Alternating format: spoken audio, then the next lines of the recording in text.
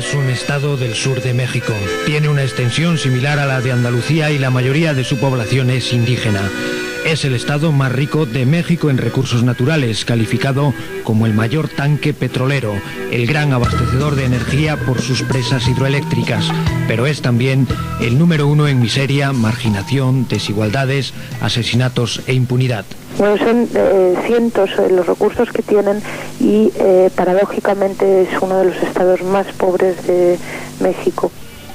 En muchas ocasiones, la presencia de extranjeros acreditados como observadores internacionales impide que se produzcan abusos por parte del gobierno, el ejército, la policía. Su función es denunciar las violaciones de los derechos humanos.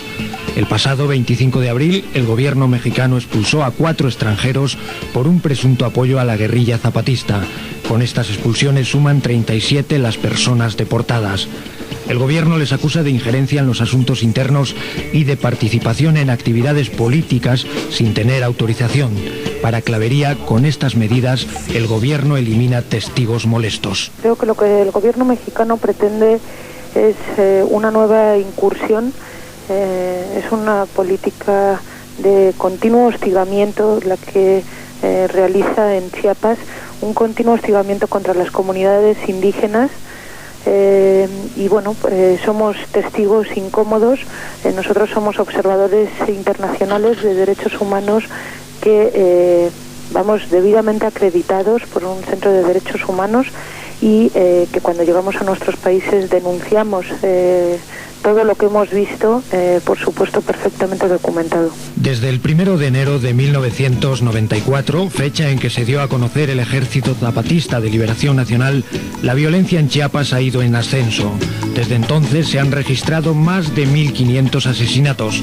En el año 96 se firman los acuerdos de San Andrés de Larraínzar, en los que se reconoce una cierta autonomía política administrativa para las comunidades indígenas. También se establece el hecho diferencial de que pertenecen a una cultura distinta. Estos acuerdos no se cumplen y surge el movimiento de las comunidades indígenas por su autonomía. Se crean los municipios rebeldes, que funcionan como una especie de administraciones paralelas. Ellos no están pidiendo la independencia, lo que están exigiendo es que se les acepte, ¿no? Son mexicanos, tienen sus propias tradiciones, su propia forma de organización, pero quieren que México les escuche. Ahora bien, nada es simple en Chiapas. Dentro del mismo grupo indígena hay una enorme diversidad de posiciones políticas y situaciones económicas. Lo que para unos es una guerra civil dentro de las comunidades, atizada por los zapatistas, para otros se trata de un genocidio indígena consentido por el PRI. El Ejército Federal Mexicano está entrenando a los grupos paramilitares, son gente de las mismas comunidades y te aseguro que lo que pasa en Chiapas no es una guerra civil, es una guerra que provoca el gobierno mexicano y su ejército federal. Pero la situación en Chiapas es enormemente compleja. Es difícil trazar un paisaje de las partes e intereses en conflicto. Por un lado, miembros de iglesias evangelistas cercanos al PRI, liderados por terratenientes con fuertes influencias en la zona, indígenas, priistas y ejércitos paramilitares, y por otro, el EZLN, la Iglesia Católica y los indígenas prozapatistas. El presidente Ernesto Zedillo apuesta por el diálogo y la negociación, pero no parece controlar la situación. En el PRI conviven el ala modernista con el ala tradicional y dura. No sé exactamente cuáles serán las diferencias que pueda haber en el PRI.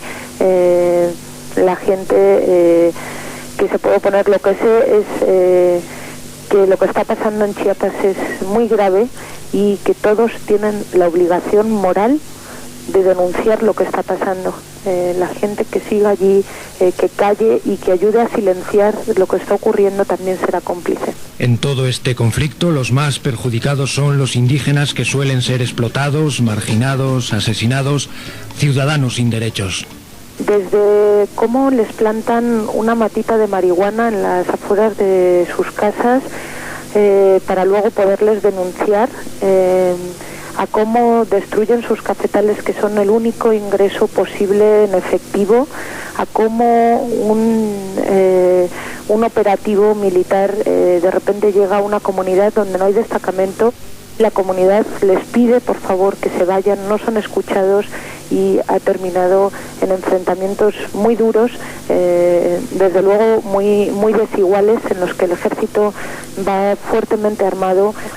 Una telaraña de partes en conflicto, odios, rivalidades en la que es difícil adentrarse y de la que nadie puede saber el desenlace.